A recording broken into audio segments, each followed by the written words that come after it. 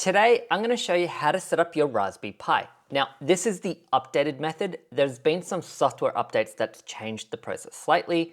I'm going to walk you through all of it, show you how to use cool features like remote desktop so you don't need to plug a keyboard, mouse, and monitor in to use this.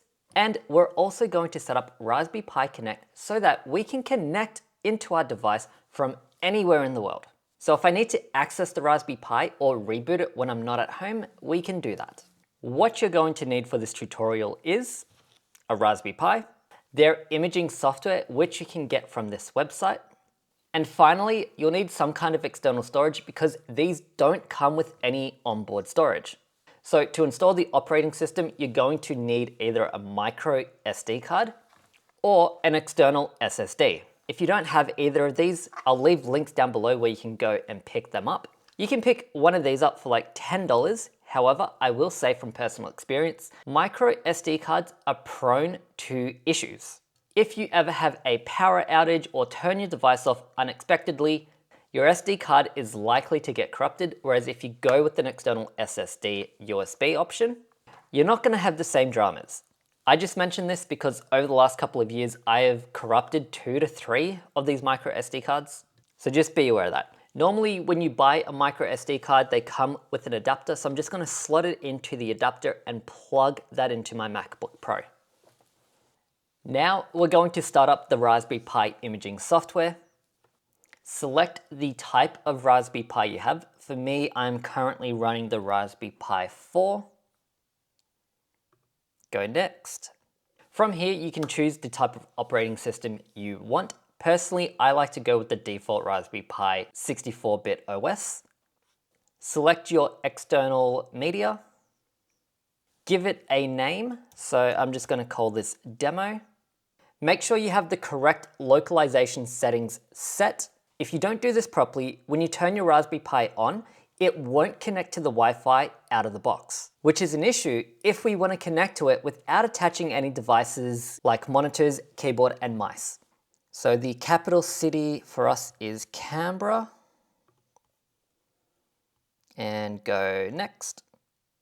Set up a username and password. These are going to be the credentials you use when logging into your Raspberry Pi.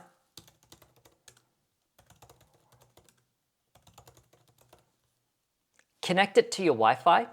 The SSID is that nice name that pops up next to your Wi-Fi name. For me, this is it here, so I'm going to type in home-Wi-Fi.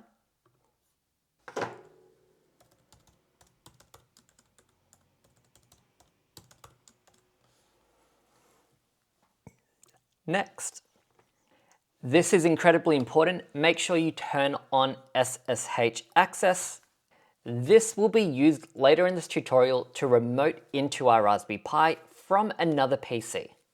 It's extremely handy and lets us access this without having to connect external peripherals like a monitor, keyboard, and mouse. I can just set this up in a corner somewhere and connect to it from my laptop.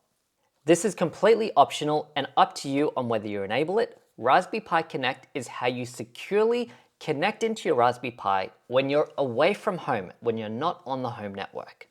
Normally, I have this off because I don't really need to access this when I'm not at home.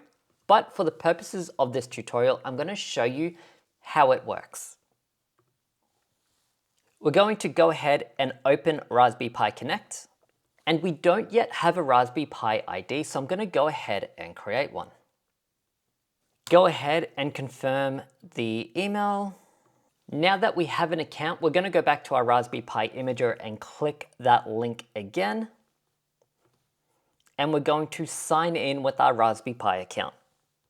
We're going to go ahead and create the authentication key. And it automatically pastes it into the imaging software for us. We're going to go next. And write. This will take about 5 to 10 minutes to finish, so I'll see you in a bit.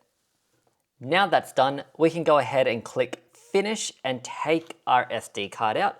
Now I'm going to take it out of the adapter and plug it into the Raspberry Pi. There's a little slot on the back where it goes into, and it goes on with the little gold plate facing the Raspberry Pi, so like this. Plug it into there. Now we'll give it some power and I'll show you how to connect into it. Our Raspberry Pi is turned on. The first thing we're going to do is enable RDP access. That lets us remote into our Raspberry Pi and gives us a nice graphical user interface. In order to do that, open up a terminal window. We're going to type SSH space your username that you set. For me, that was dolding at. Then we're going to type the host name that we set earlier. For me, that was demo, followed by .local and hit enter. Type in the password that you set. We're now in our Raspberry Pi, but it's only terminal access. We can't click around and see things on the screen. So let's go ahead and turn that on. Go ahead and paste this command in. We're going to scroll down to interface options, click on VNC. I just realized I've been calling it RDP this whole time. I actually meant to say VNC. Go ahead and select yes.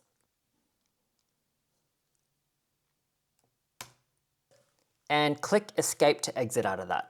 Now we can use VNC to hop onto our Raspberry Pi.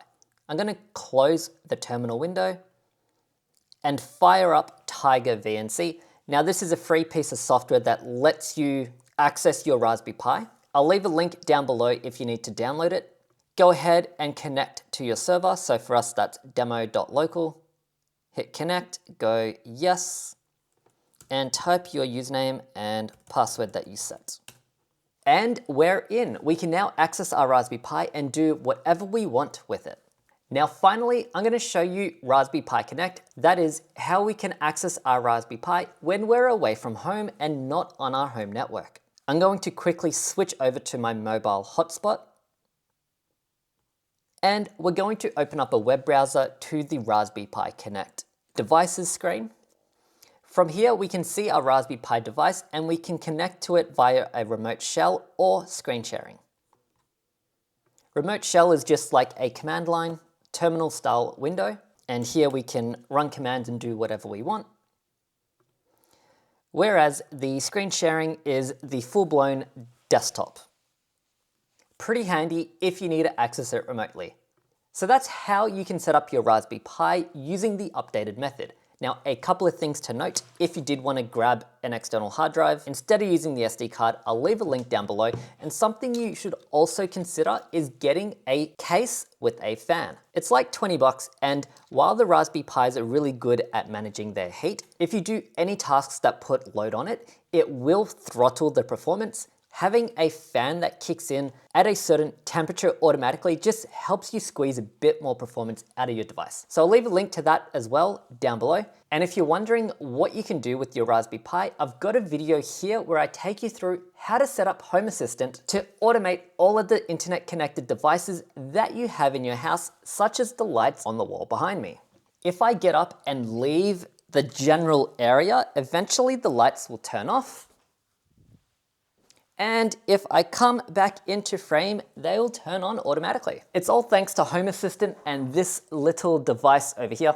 I've got videos on this channel. I'm sure you can find it. As always, thank you so much for watching and I'll catch you in the next one.